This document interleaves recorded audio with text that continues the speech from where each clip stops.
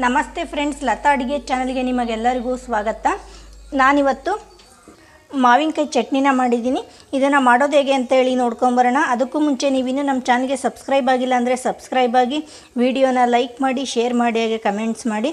ಇದನ್ನು ನಾವು ಬಿಸಿ ಅನ್ನದ ಜೊತೆ ಮತ್ತು ರೊಟ್ಟಿ, ಚಪಾತಿ, ಪೂರಿ, ದೋಸೆ ಈ ಥರ ಎಲ್ಲದ್ರ ಜೊತೆಗೂ ಇದು ಕಾಂಬಿನೇಷನ್ ಆಗುತ್ತೆ. ಈ ಥರ ಒಮ್ಮೆ ಟ್ರೈ ಮಾಡಿ ನೋಡಿ. ಮಾವಿನಕಾಯಿ ಚಟ್ನಿ ಮಾಡೋದಕ್ಕೆ ನಾನಿಲ್ಲಿ ಒಂದು ಮಾವಿನಕಾಯಿನ ತೊಗೊಂಡಿದ್ದೀನಿ. ಇವಾಗ ಮಾವಿನಕಾಯಿನ ಏನು ಮೇಲ್ಗಡೆ ಸಿಪ್ಪೆ ಏನಿರುತ್ತಲ್ಲ ಅದನ್ನು ಸಿಪ್ಪೆನ ತೆಕ್ಕೊಳ್ತೀನಿ. ಇವಾಗ ನಾನು ಮಾವಿನಕಾಯಿನ ಈ ಥರ ಸಿಪ್ಪೆ ತೆಗೆದು ಬಿಟ್ಟು ಇಟ್ಕೊಂಡಿದ್ದೀನಿ. ಇವಾಗ ಇದನ್ನು ನಾನು ಸಣ್ಣ ಸಣ್ಣ ಪೀಸ್ಗಳಾಗಿ ಕಟ್ ಮಾಡ್ಕೊಳ್ತೀನಿ.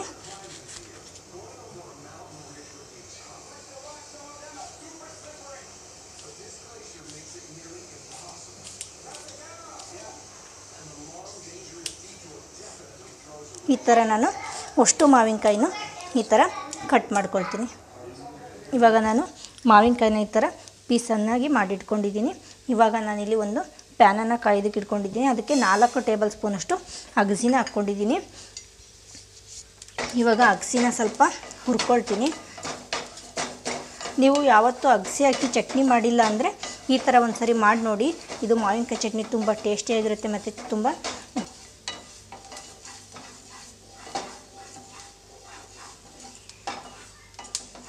ಇದು ಸ್ವಲ್ಪ ಹುರಿಬೇಕು ಚೆನ್ನಾಗಿ. ಅಗಸಿ ಹುರಿದ್ರೇ ಸ್ವಲ್ಪ ಟೇಸ್ಟ್ ಬರೋದು.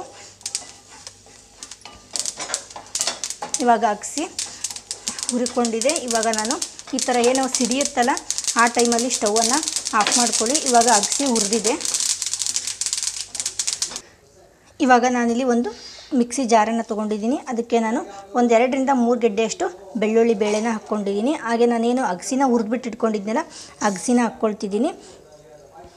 ಹಾಗೆ ಒಂದು 2 ಎಸಳು ಕರಿಬೇವನ್ನು ಹಾಕ್ಕೊಳ್ತಾ ಇದ್ದೀನಿ.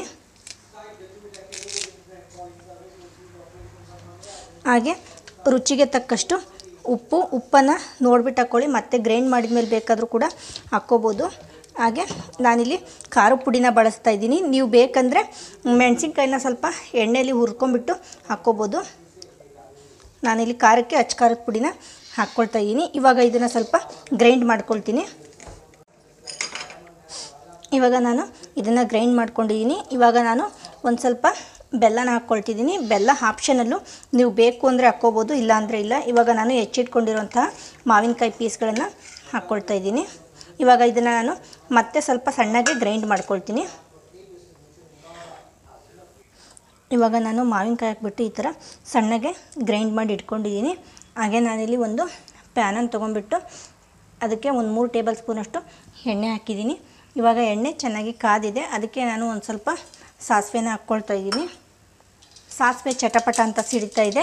ಇವಾಗ ನಾನು ಅದಕ್ಕೆ ಒಂದು ಎಸಳಷ್ಟು ಕರಿಬೇವನ್ನು ಹಾಕ್ಕೊಳ್ತಾ ಇದ್ದೀನಿ. ಹಾಗೆ ನಾನಿಲ್ಲಿ ಒಂದು ಚಿಟಿಕೆಯಷ್ಟು ಹಿಂಗನ್ನು ಹಾಕ್ಕೊಳ್ತಿದ್ದೀನಿ. ನೀವು ಬೇಕಂದರೆ ಹಾಕ್ಕೋಬೋದು, ಇಲ್ಲ ಅಂದರೆ ಇಲ್ಲ. ಇದು ಹಿಂಗು ಆಪ್ಷನಲ್ಲು. ಇವಾಗ ನಾನು ಸ್ಟವನ್ನು ಆಫ್ ಮಾಡಿದ್ದೀನಿ. ಇವಾಗ ಇದು ತಣ್ಣಗಾದ್ಮೇಲೆ ನಾವೇನು ಮಿಕ್ಸಿ ಜಾರಲ್ಲಿ ರುಬ್ಬಿಟ್ಕೊಂಡಿದ್ವಲ್ಲ ಚಟ್ನಿನ ಇದರೊಳಗಡೆ ಹಾಕ್ಕೊಳ್ತೀನಿ. ಇವಾಗ ನಮಗೆ ಇದು ತಿನ್ನೋದಕ್ಕೆ ಮಾವಿನಕಾಯಿ ಚಟ್ನಿ ರೆಡಿಯಾಗಿದೆ.